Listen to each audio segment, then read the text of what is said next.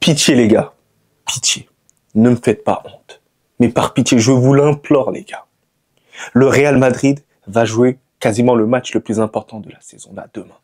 Et ce sera face à Manchester City. Et j'ai peur et je suis terrifié. Je ne peux pas voir les autres équipes jouer la Ligue des Champions sans mon équipe à l'intérieur. Je serais jaloux. Imaginez-vous le FC Barcelone qualifié. On les regarde comme des singes, comme des babouins, comme des ourans-outans. Non, je pourrais pas assumer ça, les gars. Vous imaginez, les gars, le FC Barcelone qualifié. Nous, on va regarder la Ligue des Champions comme ça. Pitié, les gars, gagnez Santiago Bernabéu. Alors, j'ai vu les statistiques. Ça met 99% de chances que le Real Madrid s'impose face à Manchester City. Alors, vous allez me dire que, Abdé, tu devrais être rassuré un tout petit peu, t'as capté? Non, je suis pas rassuré. Ah non, je suis pas rassuré du tout. Parce que si on perd, ce sera encore plus la honte. Et ces statistiques se retourneraient contre nous. C'est moi qui vous le dis, les gars. Vous vous rappelez, hein, quand Rodrigo y met la tête face à Manchester City, lorsqu'on crucifie Manchester City, Pep Guardiola, il avait 99% de chances de se qualifier pour la suite. Seul un taré, un fou malade mental pouvait parier pour le Real Madrid. Donc c'est dire, il faut pas sous-estimer. Il faut pas sous-estimer, on ne sait jamais. Surtout que Manchester City commence à devenir bizarre un tout petit peu. Et ça, on va en parler dans tous les cas. Mais avant ça, bien évidemment, vous le savez très bien, n'hésitez pas à vous abonner, à partager la chaîne, mais aussi à activer la cloche, ça me donnera énormément de support. Vous connaissez en bien la famille. Donc les gars, le Real Madrid va jouer à Santiago Bernabéu. On sait très bien, c'est notre petit bébé. Voilà, on peut pas perdre quand même à Santiago Bernabéu par pitié, devant tous les spectateurs. Voilà, on sera tous en blanco, on va encourager à la Madrid, à la Madrid. Donc ça veut dire, au final, le Real Madrid, on va jouer et on sera au complet. Tous les joueurs du Real Madrid seront bel et bien présents. Même Lucas Vazquez. J'avoue, j'ai le seum un tout petit peu. Mais Lucas Vazquez sera bel et bien présent. Ouais, non, j'ai le seum. Mais après, je suis heureux parce que Rudiger, il sera là. Et oui, non, mais il sera là. Il est de retour là dans l'effectif. À la base, je suis assez neutre parce que j'espère qu'il ne va pas jouer cette rencontre-là. Hein. N'est-ce pas, Carlo Ancelotti? À part si on mène 3-0. J'espère, mais à tout prix. Mais grosso modo, tous les joueurs sont là. Tous les éléments sont là pour que tout se passe bien. Donc, c'est-à-dire que Carlo Ancelotti, il a le choix. Il a le choix. Là, il n'y a pas d'excuse de non, mais il pouvait pas, non. Tranquille. Donc, on va discuter et on va parler de la composition d'équipe que le Real Madrid doit impérativement mettre face à cette équipe de Manchester City. Mais avant ça, pourquoi j'ai peur de cette équipe de Manchester City? Ils deviennent bizarres. Face à Newcastle, 4-0. Mais je me suis renseigné, je me suis dit, mais pourquoi 4-0? 4-0 grâce à un élément. En principale partie, c'était grâce à lui. Marmouche. Marmouche qui n'était pas titulaire le match aller. Marmouche qui est rentré sur le terrain. Et d'ailleurs, je me suis même posé la question, pourquoi il n'était pas titulaire, Marmouche? Je me suis dit, erreur de Guardiola. Mais erreur que Guardiola ne va pas faire une seconde fois. Marmouche, je suis prêt à mettre ma main à couper qu'il sera titulaire. Il sera titulaire, accompagné aussi de Nico Gonzalez. Mais Marmouche, il a réussi à mettre un triplé le dernier match.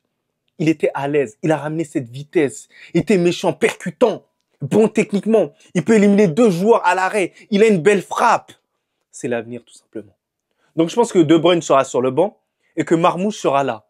Mais le truc, en plus, ça, c'est la bonne composition. Parce que tu sais que Marmouche, il va fatiguer les défenses. Et après, De Bruyne, il va rentrer un peu pour amener cette qualité au niveau de l'expérience. Vous savez très bien. De Bruyne, même si, bon, tu le sens plus hyper bon, mais par son expérience, il peut nous crucifier, on ne sait jamais. Et la relation qu'il peut avoir avec Erling Haaland, ça peut toujours marcher. Après, il y a des éléments externes. Quels externes? Qui sont quand même sur le terrain, qui peuvent être très, très dangereux. Comme Savinho. Savinho, les gars, moi, il commence à devenir fort, en fait, ce fou. Il commence à retrouver son niveau de Gérone. Il est percutant, il va vite, ça s'entend bien avec Marmouche, ça part à 2000 à l'heure. Donc, ça commence à devenir dangereux. Donc, il va falloir faire très attention à lui. Et notamment, à un élément qui se rapproche énormément des qualités de Rodri. Et un ancien de la Masia qui veut absolument venger et défendre ses couleurs. Parce qu'à l'intérieur de lui-même, ça reste quand même un Blaugrana. Nico Gonzalez. J'ai peur. J'ai peur parce que on sent que ce petit, il a de la qualité. Il est facile avec le ballon. Organisation au milieu de terrain. Stabilité au milieu de terrain. Ils ont réussi, grâce à lui, à trouver quand même une petite stabilité. Alors, je ne sais pas si ça va marcher face au Real Madrid, mais face à Newcastle, en tout cas, ça a très bien marché. Alors que Newcastle, c'est pas des cancres. C'est pas des cancres. Alors nous, du côté du Real Madrid, j'espère que la composition sera bien respectée là, maintenant.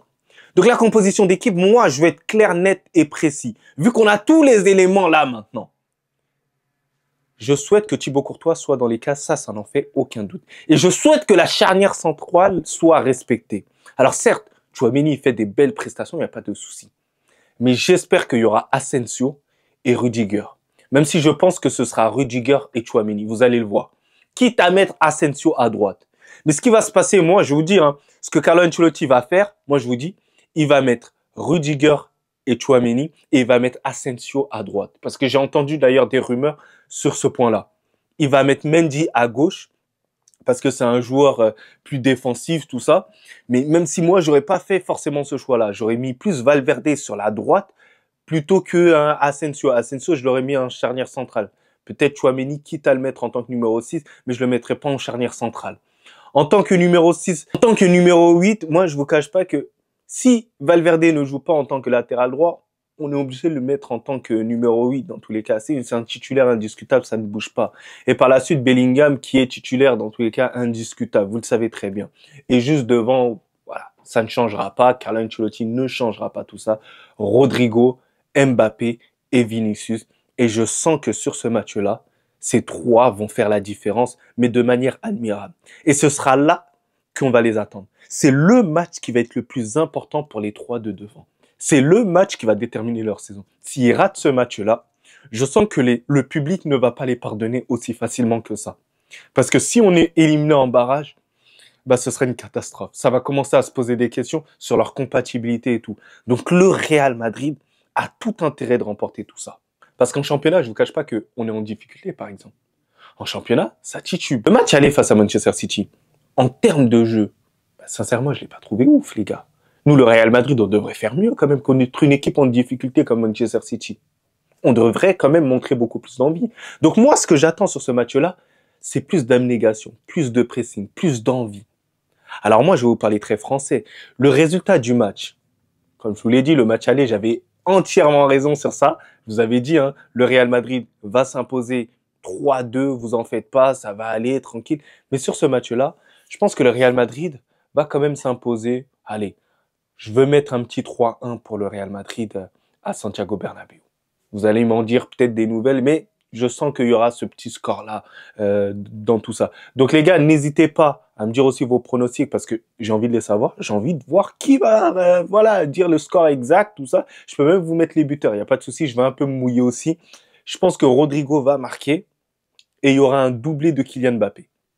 Je pense que ça va se dérouler comme ça. Donc vous allez m'en dire des nouvelles carrément. En bien la famille. Ça va toi?